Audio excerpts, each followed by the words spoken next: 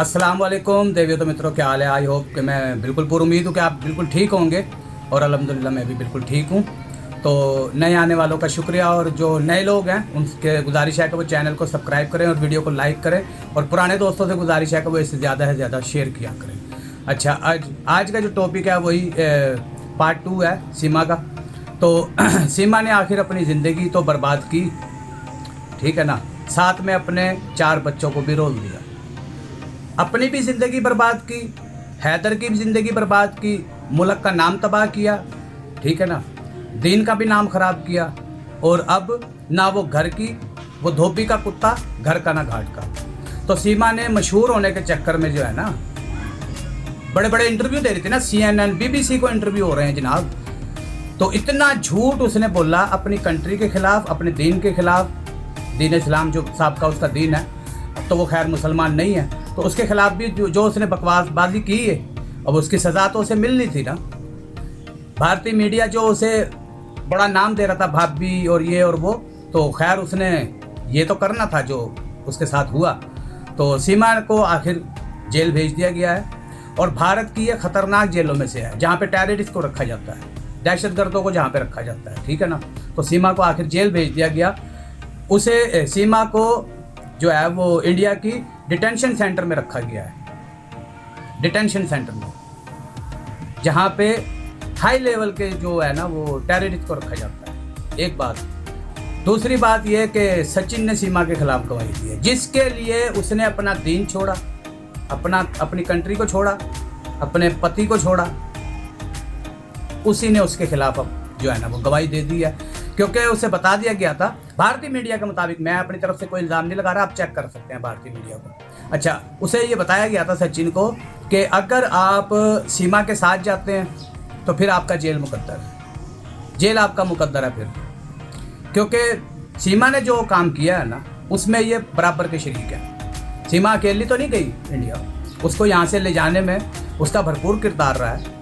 उसे ले के कौन आया, एक बात। दूसरा, मुसलसल झूठ, कहते हैं ना झूठ के पाँव नहीं होते, मुसलसल झूठ बोला जा रहा था कि मैं पहले नेपाल आई, दुबई से नेपाल गई और पहले हमने वहाँ पे एक मंदिर में निकाह किया, शादी की, भारतीय अपना हिंदुआना रस्म और रिवाज के मुताबिक उसने शादी की वहाँ पे।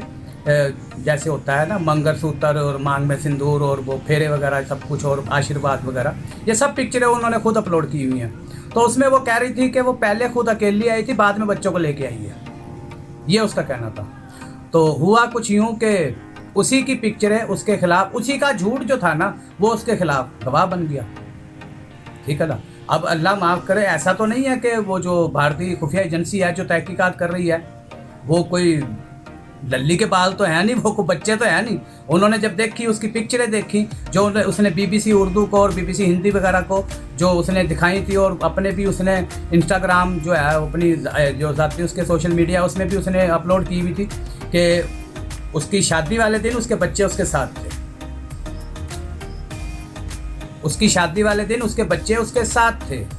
यानी कि बच्चों को ये पहली बार लेके नहीं गई है, ये या तो ये 2 बार लेके गई है, पहले भी बच्चों को लेके गई थी और अब दोबारा भी बच्चों को लेके गई है, ठीक है ना। तो आपकी हवस सीमा, आपको मुबारक हो। तो सचिन ने जो गवाही दी है वो ये है कि मैं इसके जुर्म में शरीक नहीं हूँ, ठीक है ना। यानी कि वो भारत उसे लेके नहीं गया, वो खुद आई है। तो ये गवाही उसने दे दी कि वो खुद आई है मेरे पास और मैं इसको लेने नहीं गया, ठीक है ना। हालांकि अगर देखा जाए तो उन तस्वीरें जो नेपाल की तस्वीरें हैं उसमें सचिन और सीमा इकट्ठे हैं, ठीक है ना। लेकिन सज़ा सिर्फ सीमा को मिलनी है क्योंकि वो भारतीय नहीं है, ठीक है ना। तो मसला ये है अब कि अब उन्हें कोई सबूत भी चाहिए था, कोई गवाह तो चाहिए था ना। तो अब बेस्ट गवाह कौन है, वो सचिन ही है। तो सचिन ने तो गवाही दे दी कि मैं इसको लेने नहीं गया, ये खुद आई है, ठीक है। तो ये नेपाल से खुद आई है, मैं इसे नेपाल सिर्फ मिलने गया था, मैं इसे नेपाल से लेके नहीं आया भारत, ठीक है ना। तो ये गवाही उसने दी है और मेरा ख्याल है कि ये उसने कोई झूठी गवाही नहीं दी। मेरा ख्याल है कि ऐसे ही है कि सीमा जो है वो नेपाल से भारत में खुद दाखिल हुई है। मेरा भी यही जो जहाँ तक मेरी जो मालूमात है वो यही है, ठीक है ना। तो अब होना यह है कि या तो सीमा को वापस पाकिस्तान भेजा जाएगा, ठीक है। लेकिन अगर ये साबित हो जाता है जो उसने जुर्म किया है ना, भारत का जो कानून तोड़ा, देखो कानून किसी भी कंट्री का हो, कानून आखिर कानून होता है, ठीक है ना, किसी भी कंट्री के कानून को तोड़ना नहीं चाहिए। भारत इस मंथ में, भारत की भी 2 लड़कियां पाकिस्तान में आई हैं, एक लीगल तरीके से आई हैं, ठीक है ना, तो उसे हमारे कानून ने उसे जो है ना उनको परेशान किया, ना उनको हमारे मीडिया ने परेशान किया, ठीक है ना। लेकिन इसके बरक्स सीमा जो है ना, एक तो वो अनलीगल तरीके से गई है यहाँ से, ठीक है, फिर उसकी जो शादी हुई है वो भी अनलीगल है, वो बच्चों को लेके यहाँ से चली गई है तो ये भी अनलीगल है, ठीक है। इसके अलावा जिस तरीके से वो भारत में दाखिल हुई है वो भी अनलीगल है। तो उस पर तो कोई एक एलिगेशन तो है नहीं, उस पर बेशुमार एलिगेशन है। तो सीमा, तुम्हें तुम्हारे किए की सज़ा इंशाल्लाह ज़रूर मिलेगी। जिस तरीके से तुमने 1 2 नहीं 3 3 4 4 लोगों की ज़िंदगी बर्बाद की है, अपने बच्चों की ज़िंदगी बर्बाद की, ठीक है। हैदर पे आपने झूठे इल्ज़ामात लगाए, मारपीट के और ये वो इस तरह के। इंसान इससे पूछे कि बगैर 70,000 रुपये मंथ वक्त ये जेब खर्चा देता था, 70,000 रुपये महीने का तुझे जेब खर्चा दिया करता था, ठीक है। इसके अलावा एक घर तेरे नाम पे अपने गांव में भी है, इसके नाम पे, सीमा के नाम किया उसने, और एक उसे कराची में भी घर लेके दिया।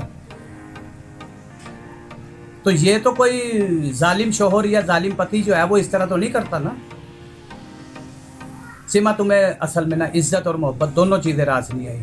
अल्लाह ताला इंशाल्लाह तुम्हारे साथ वही करेगा जो तुमने हैदर के साथ किया, और तुम्हारे साथ ये होगा, क्योंकि तुम गलत हो और गलत ही रहोगे। झूठ आपने इतना बोला, भारत के साथ भी झूठ बोला, भारत के कानून को तोड़ा, ठीक है, हैदर के साथ मामले में भी झूठ बोला और सचिन के मामले में भी झूठ बोला। अच्छा, एक बात और है, अब सीमा के जो मोबाइल जो है, इनको जो स्कैन किया है जब उन्होंने भारतीय एजेंसियों ने, तो पता ये चला है कि इसके सचिन के अलावा भी 4-5 इंडियन ऐसे हैं इसके दोस्त, जिनके साथ उसका day to day, hour to hour, हर घंटे के बाद रब्ता होता था। जब ये पाकिस्तान से इंडिया गई है, दुबई गई है, दुबई से वहाँ पे अपना नेपाल गई है, और नेपाल से जब भारत आई है, तो इन 4-5 शख्सियात से मुसलसल रब्ता था। तो यहाँ से इस बात की तस्दीक हो जाती है, जो कि हमारे बड़े ऑनरेबल, हमारे बड़े प्यारे दोस्त हैं, वो अपना यूट्यूबर हैं हमारे, तो उन्होंने भी ये दावा किया था कि सीमा के भारत में किसी और के साथ भी राब्ते हैं, ताल्लुकात हैं, जिन्होंने उसको भारत में आने में मदद की है, ठीक है। लेकिन भारत का मीडिया जो है वो उस पर ला करके पड़ गया था, और मैं पिछले दिनों बड़ी शर्मिंदगी भी महसूस हुई थी अब तक चैनल वालों पे, कि उन्होंने जिस तरीके से हमारे ऑनरेबल यूट्यूबर का जो है वो बेइज्जती की कि जी तुम्हें क्या पता, तुम तो रेटिंग के लिए ये कर रहे हो। हालांकि रेटिंग के लिए भारत के मीडिया ने उसे तवायफ तक बना दिया, नाचने वाली तक। शर्म आनी चाहिए, तुम्हारी भाभी है यार। पाकिस्तान से तो वो चली गई, पाकिस्तान से तो ताल्लुक, हमसे तो ताल्लुक उसका ख़त्म हो गया। अब तो वो तुम्हारी इज्जत थी, तुमने अपनी इज्जत को दुबई में के होटलों में नचवाने का बात की, तुम ही ने अपने उसी इज्जत को अब आज रोल के रख दिया, ठीक है ना। तो ये होते हैं संस्कार। आपके जो चैनल, मीडिया चैनल हैं भारत के, उनमें संस्कार नाम की तो चीज़ ही कोई नहीं है ना। किसी की भी इज्जत उछाल दो, कुछ भी कर दो, कोई मसला नहीं है, कोई पूछने वाला ही नहीं है ना।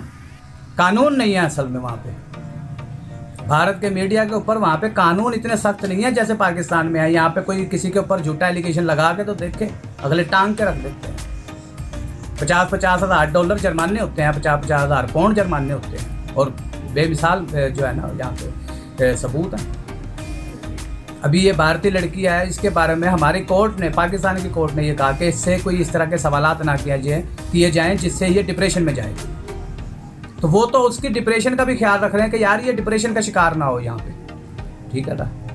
और बताया जाता है कि जब ये जो लड़की अभी रिसेंटली अभी लास्ट वीक आई है पाकिस्तान, इसको हमारे जो ऑनरेबल जज साहब हैं उन्होंने उठ के उसके सर पे प्यार दिया और खुश रहने के लिए दुआएं दी। हालांकि मैं समझता हूँ कि ये भी गलत है, ये भी गलत है। जिस तरीके से ये अपने बच्चों को छोड़ के आई है, चाहे लीगल तरीके से आई है, लेकिन पीछे जो काम करके आई है वो कौन सा नेक था? वो भी तो गलत था ना, अपने पति को छोड़ के आना। इनको 4-4 बच्चों के बाद याद आता है कि इनको सच्चा प्यार नहीं मिला। इनको 2-2 3-3 बच्चों के बाद यानी कि सच्ची मोहब्बत होती है। उससे पहले ये मरी हुई थी, इनके दिल मुर्दा थे, पहले कभी किसी से प्यार नहीं हुआ। इसे पूरे भारत में कोई लड़का नजर नहीं आया, और ना सीमा को पूरे पाकिस्तान में कोई लड़का नजर आया।